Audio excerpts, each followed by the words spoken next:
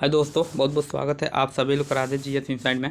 तो इस वीडियो के माध्यम से हम छोटा सा एक टॉपिक देखेंगे जो हाल ही में जो सीपी राधाकृष्णन को 15वें उपराष्ट्रपति के रूप में चयनित किया गया है।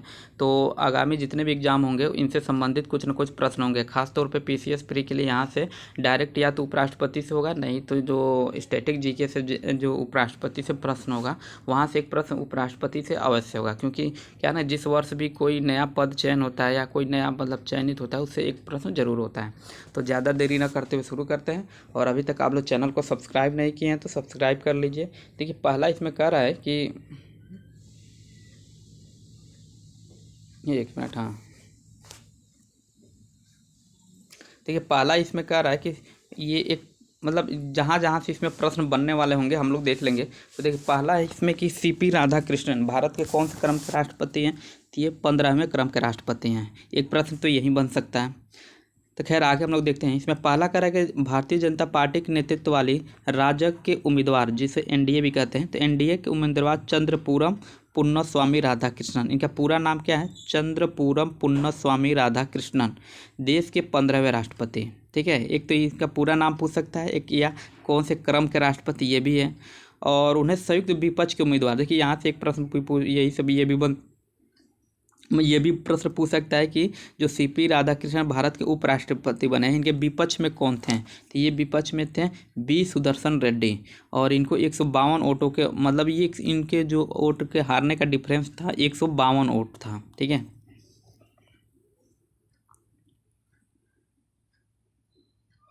अगला कह रहा है कि 12 सितंबर 2025 को राष्ट्रपति द्रौपदी मुर्मू ने सीपी राधाकृष्णन को उम्मीदवारी पद से शपथ दिलाई। तो ये ज़्यादा महत्वपूर्ण नहीं है। लेकिन अगला है कि संसद भवन ने 9 सितंबर 2025 को हुए मतदान में राधाकृष्णन को 752 वैध मतों में से प्रथम वरीयता के 452 वोट मिले। कितने? 452 वोट। ये महत्वपूर्ण हो सकता है कि कितने वोट से मिले इनको, तो 452 वोट मिले। और जबकि रेड्डी को, जो इनके विपक्ष में थे, उनको प्रथम वरीयता में महज कितने वोट मिले? तो इनको 300 वोट मिले। और 15 सांसदों ने क्रॉस वोटिंग किया। अगला कि देश में अब तक कुल 17 बार उपराष्ट्रपति का पद का चयन हुआ है, जिसमें सर्वपल्ली राधाकृष्णन और हामिद अंसारी 2 कार्यकाल तक इस पद पर रहे हैं। 2 ऐसे उपराष्ट्रपति हैं जो लगातार 2 साल 2 चुनाव तक रहे हैं। इसमें पहले थे, कौन थे पहले? सर्वपल्ली राधाकृष्णन, जो कि पहले उपराष्ट्रपति, और हाल ही में अभी जो 8-10 साल पहले थे हामिद अंसारी, ये थे बस। तो अगला से प्रश्न क्या है, देखिए, निर्वाचन अधिकारी पीसी मोदी, एक ये भी प्रश्न पूछ सकता है, निर्वाचन अधिकारी कौन थे उपराष्ट्रपति के चुनाव में? तो पीसी मोदी थे। और बताया कि 781 मतदाताओं में 98.2% यानी 767 ने मतदान किया। इनमें से 15 वोट अवैध पाए गए, जिसमें से वैध मतों की संख्या कितनी थी? तो 752 ही थी। अगला कि एक डाक मत रद्द घोषित कर दिया गया क्योंकि संबंधित सांसद ने वोट डालने से इनकार कर दिया। जीत के लिए जरूरी मतों की संख्या कितनी थी? तो 377 ही था, लेकिन राधाकृष्णन को 75 मत अधिक मिले थे। और उपराष्ट्रपति के चुनाव में निर्वाचक मंडल में कितने सदस्य होते हैं? तो 788 सदस्य होते हैं। और इनमें से 245, देखिए कौन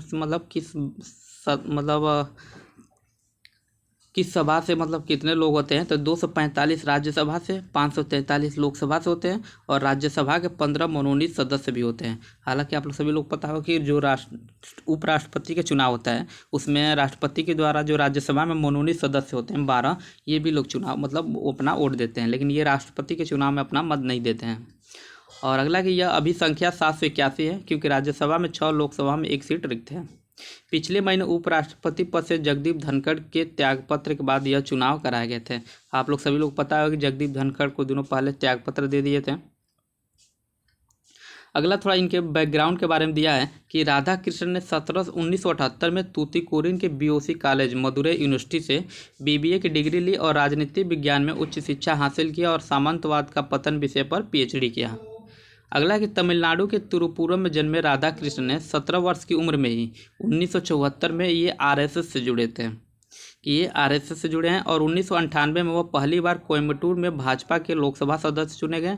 फिर 1999 में भी उन्होंने यहीं से लोकसभा का सांसद चुना गया था। ये बहुत पहले से ही भाजपाई हैं। और अगला इसी में कह रहा है कि 2004 से 2007 तक ये तमिलनाडु प्रदेश भाजपा के अध्यक्ष भी रहे तमिलनाडु के। और फरवरी 2023 में वो झारखंड के राज्यपाल नियुक्त किए गए थे। एनडीए के उपराष्ट्रपति पद के प्रत्याशी चुने जाने से पूर्व वह महाराष्ट्र के राज्यपाल थे। एक प्रश्न ये भी पूछ सकता है कि उपराष्ट्रपति चुने जाने से पहले किस राज्य के राज्यपाल थे, तो ये महाराष्ट्र के थे। तो इस वीडियो के माध्यम से इतना ही, एक छोटी सी जानकारी थी। और चैनल को अभी तक सब्सक्राइब नहीं किया तो आप लोग सब्सक्राइब कर लीजिए।